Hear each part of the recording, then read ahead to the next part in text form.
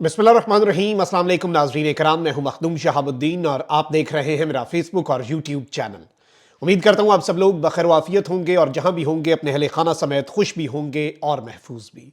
नाज़रीन कराम, अचानक सूरत हाल जो है वो इंतहाई ख़तरनाक या फिर ये कहा जाए कि इंतहाई तशवीशनाक हो चुकी है, तो ये कहना गलत नहीं होगा। Army chief general Asim Munir का दौरा पेशावर और उसके बाद ISPR का एलामिया, इस एलामिये के बाद इमरान खान साहब का जेल से खुसूसी पैगाम, ये सारी की सारी जो डेवलपमेंट्स हैं ये बड़ी अलार्मिंग हैं, क्योंकि जो इस वक्त एक मौक़िफ़ अपना लिया गया है ये आप कह सकते हैं कि बिल्कुल बड़ा क्लियर, बड़ा वाज़े, और इसके ऊपर अब दूसरी साइड से भी जो ऐलानात हैं हमसाया मुल्क की तरफ से वो भी होना शुरू हो चुके हैं और इमरान खान साहब का जो मौक़िफ़ है उसका खैर मकदम किया जा रहा है। इमरान खान के मौक़िफ़ का खैर मकदम भी हो रहा है और ये भी जलती पर तेल का काम करेगा। ये मामला क्या है, ये माजरा क्या है, इस पूरे सिनेरियो को डिस्कस कर लेते हैं और इस स्टेटमेंट के अब क्या असरात होंगे।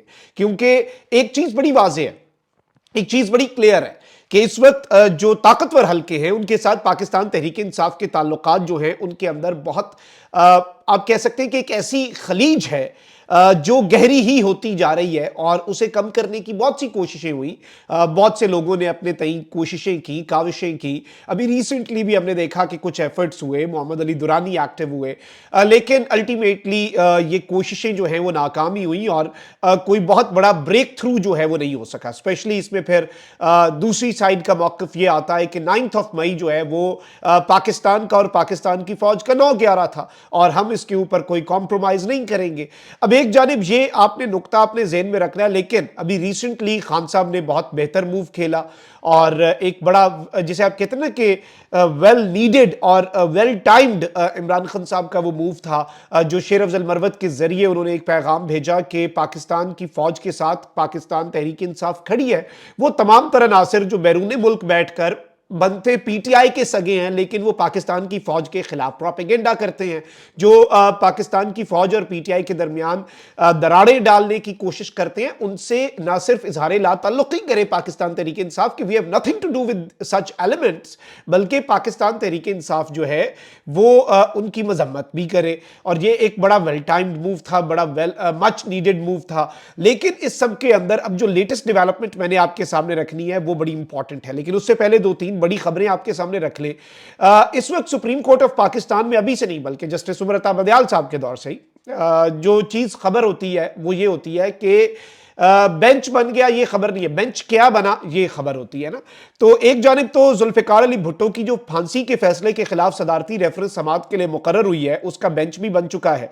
चीफ जस्टिस काजी फाइज ईसा की सरबराही में लार्जर बेंच जो है वो इस केस की समाअत करेगा। 12 दिसंबर को भुट्टो साहब के हवाले से जो एक सदारती रेफरेंस है आसिफ जरदारी का, जिसके ऊपर फिर अभी तक काम नहीं हुआ जब जरदारी साहब प्रेसिडेंट थे उस वक्त का, और यह है कि जी भुट्टो के कत्ल को अदालती कत्ल करार दिया जाए। लार्जर बेंच में काजी साहब सरबराही करेंगे, सरदार Tariq Masood, justice Mansoor Ali Shah, justice Yahya Afridi, justice Aminuddin, justice Jamal Khan Mandokhel, justice Mohammad Ali मजहर, जस्टिस हसन अली रिजवी और जस्टिस मुसरत हिलाली जो हैं वो इस लार्जर बेंच का हिस्सा होंगे। यानी इसमें बराए नाम भी कोई ऐसे जज साहिबान नहीं डाले गए जो काजी साहब के हम ख्याल ना हो।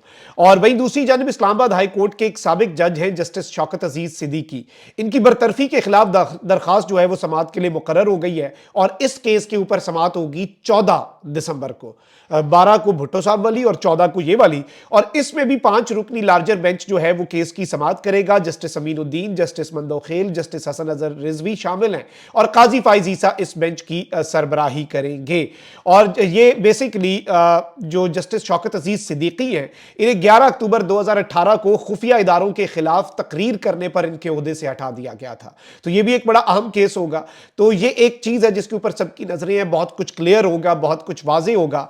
तो वहीं दूसरी जानिब DIG इन्वेस्टिगेशन जो है इमरान किश्वर, उन्होंने कल ये स्टेटमेंट दिया है कि 9 मई के मुकदमात की तफ्तीश में बानी PTI इमरान खान गुनहगार करार पाए हैं। लाहौर में कल ये प्रेस कॉन्फ्रेंस हुई और इसमें میں ڈی آئی جی انویسٹیگیشن نے کہا کہ عدالت میں ٹرائل کے دوران ملزمان کو بلایا جاتا ہے، حاضری ہوتی ہے، یہ بڑی تفتیش تھی جس کے لیے کام کیا گیا۔ ڈی آئی جی انویسٹیگیشن نے کہا کہ جیو فینسنگ، سوشل میڈیا اور ہیومن انٹیلیجنس کی بنیاد پر گرفتاریاں کی گئی، شواہد مکمل کر کے کیس فائل کے ساتھ لگا دیا گیا۔ انہوں نے کہا کہ 14 مقدمات میں 1100 ملزمان کے چالان جمع کرائے جا چکے ہیں۔ بانی پی ٹی آئی کو 4 بار شامل تفتیش کیا گیا اور جیل میں بھی ان سے تفتیش ہوئی۔ تمام شواہد مثل کا حصہ بن چکے ہیں۔ بانی چیئرمین پی ٹی آئی مقدمات کی تفتیش میں گناہگار قرار پائے ہیں۔ Now this is also something very big۔ اب یہ تو کچھ بڑی ڈیولپمنٹ تھی جو آپ کے سامنے رکھنا ضروری تھی۔ اب ذرا آ جاتے ہیں مین خبر پر۔ کل ناظرین کرام ایک آئی ایس پی آر کی طرف سے پریس ریلیز آیا ہے۔ پہلے میں وہ پریس ریلیز آپ کی خدمت میں پیش کرتا ہوں تاکہ آپ کو معاملہ سمجھ آ جائے۔ اور پاکستان جو ہے آپ کو پتہ ہے کہ غیر قانونی مقیم جو غیر ملکی ہیں پاکستان میں، ان کے خلاف ایک کریک ڈاؤن ہے۔ پوری دنیا میں ایسی ہوتا ہے، آپ قانونی طور پہ رہ سکتے ہیں، غیر قانونی طور پہ جو مقیم ہیں، اور یہ ایک ایفرٹس بڑے امپورٹنٹ تھے، بڑے ضرورت ہے پاکستان کو۔ پاکستان کی پوری آپ کی اکانومی بھی اس کی وجہ سے سفر کر رہی ہے، اسمگلنگ کے اوپر آپ کی اکانومی بیسڈ ہے۔ اس اقدام کی بہت زیادہ ضرورت تھی، اور ظاہری بات ہے کہ یہ جو افغان میجورٹی تو افغان شہریوں کی ہی ہے غیر قانونی جو پاکستان میں رہ رہے ہیں، ان کا انخلا، تاکہ ہر چیز جو ہے وہ قانونی طریقے سے ہونا، وہ زیادہ ضروری ہے۔ اب army chief general Asim Munir نے کہا ہے کہ غیر قانونی مقیم غیر ملکی پاکستان کی سلامتی اور معیشت کو بری طرح سے متاثر کر رہے ہیں۔ ایسے غیر قانونی غیر ملکیوں کو باعزت طریقے سے ان کے ملکوں میں واپس بھیجا جا رہا ہے، باعزت طریقے سے۔ تو وہ جو ایک پروپیگنڈا ہے کہ جی پتہ نہیں کیا ہو گیا، کیا ظلم ہو رہا ہے، وہ کم از کم اس کی نفی ہے۔ آئی ایس پی آر کے مطابق آرمی چیف نے پشاور کا دورہ کیا، جہاں کور کمانڈر پشاور جو ہیں انہوں نے army chief general Asim Munir کا استقبال کیا۔ آئی ایس پی آر کے مطابق آرمی چیف نے انسداد دہشت گردی کے مختلف کارروائیوں میں بہادری کا مظاہرہ کرنے والے جو افسران ہیں اور جوانوں سے بھی ملاقات کی اور ان کی بے مثال کارکردگی کو سراہا۔ اس موقع پر جنرل عاصم منیر کو سیکیورٹی کی مجموعی صورتحال، انسداد دہشت گردی کے خلاف کارروائیوں، غیر قانونی مقیم غیر ملکیوں کی وطن واپسی سمیت نئے ضم شدہ اضلاع میں سماجی اور اقتصادی ترقی کی پیش رفت پر بریفنگ دی گئی۔ آئی ایس پی آر کے مطابق آرمی چیف نے پہلی بار منعقدہ قومی ورکشاپ خیبر پختونخوا کے شرکاء سے خطاب میں کہا کہ قوم کو مسلح افواج کی کارکردگی پر فخر ہے۔ پاک فوج مادر وطن کی حفاظت کا فریضہ خون کے آخری قطرے تک ادا کرتی رہے گی۔ آرمی چیف نے نئے ضم شدہ اضلاع میں اقتصادی ترقی کی اہمیت کو بھی اجاگر کیا۔ آرمی چیف نے کہا کہ غیر قانونی طور پر مقیم غیر ملکیوں کی واپسی کا فیصلہ حکومت نے پاکستان کے وسیع تر مفاد میں کیا ہے۔ غیر قانونی مقیم غیر ملکی پاکستان کی سلامتی اور معیشت کو بری طرح متاثر کر رہے ہیں اور انہیں اب واپس بھیجا جا رہا ہے۔ اب ایک جانب یہ معاملہ ہے، وہیں دوسری جانب ایک چارج شیٹ بھی آئی ہے، اور میں اس حوالے سے بھی ڈیٹیلز آپ کے سامنے رکھ دوں۔ جو میں نے کہا نا، میں کڑیوں سے کڑیاں ملاؤں گا، سیکنڈ اس کڑی کی جو چین ہے وہ یہ ہے ناظرین کرام کے سیکیورٹی ذرائع نے کہا ہے کہ افغانستان سے 23 دہشت گرد تنظیمیں پاکستان سمیت 53 ممالک میں دہشت گردی پھیلا رہی ہیں۔ سیکیورٹی ذرائع کے مطابق افغانستان سے دہشت گردی کا نشانہ بننے والوں میں پاکستان سر فہرست ہے۔ 23 میں سے 17 دہشت گرد تنظیمیں صرف پاکستان کو نشانہ بناتی ہیں، جبکہ یہ تنظیمیں امریکہ اور چین سمیت 53 ممالک میں بھی دہشت گردی کرتی ہیں۔ سیکیورٹی ذرائع نے بتایا کہ افغانستان سے پاکستان میں دہشت گردی پھیلانے والی تنظیموں میں کالعدم ٹی ٹی پی، جماعت الاحرار اور بلوچ دہشت گرد تنظیمیں جو ہیں وہ سر فہرست ہیں۔ سیکیورٹی ذرائع کے مطابق افغانستان سے ہی جند اللہ ایران میں، داعش یورپ اور امریکہ میں، جبکہ حزب التحریر اور جماعت الاحرار پاکستان میں دہشت گردی پھیلاتی ہے۔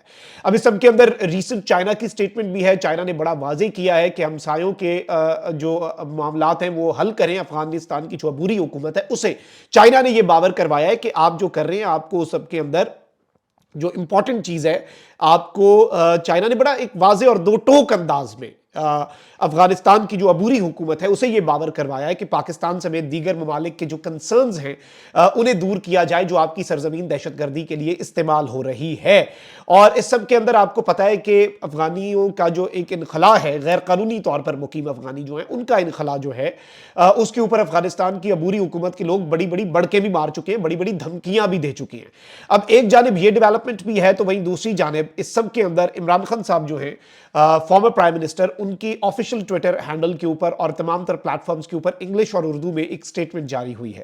افغان مہاجرین کے ساتھ برتاؤ پر بانی چیئرمین تحریک انصاف عمران خان کا جیل سے خصوصی پیغام۔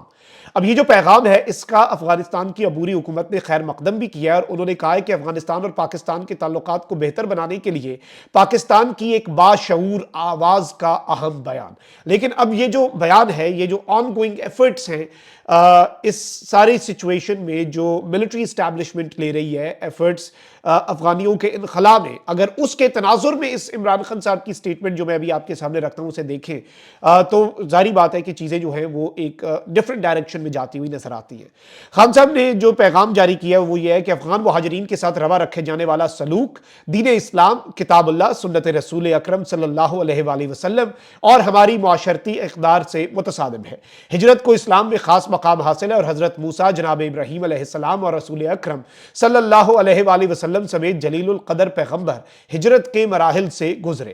جنگ و آفات کے نتیجے میں اپنی زمین سے محروم کیے جانے والے پناہ کے طالب مہاجرین کے ساتھ حسن سلوک اور عزت اور تکریم کے ساتھ ان کی دیکھ بھال بطور قوم ہم پر فرض ہے۔ افغانستان ہمارا برادر اسلامی ملک اور ہمسایہ ہے۔ دونوں ممالک کے عوام صدیوں پر محیط برادرانہ تعلقات میں بندھے ہوئے ہیں۔ قوموں کے لیے اپنے ہمسائے بدلنا ممکن نہیں ہوتا۔ وقت کے بہاؤ کے ساتھ انہیں ایک دوسرے کی ضرورت پڑتی رہتی ہے۔ ہمسایوں کے ساتھ گہرے بااعتماد تعلقات پاکستان کے محفوظ مستقبل کی ضمانت ہیں۔ پاکستان نے 40 برس تک افغان مہاجرین کی خدمت کی ہے۔ محض ناقص حکمت عملی کے 22 برسوں پر محیط مہمان نوازی کے اثرات ضائع کیے جا رہے ہیں۔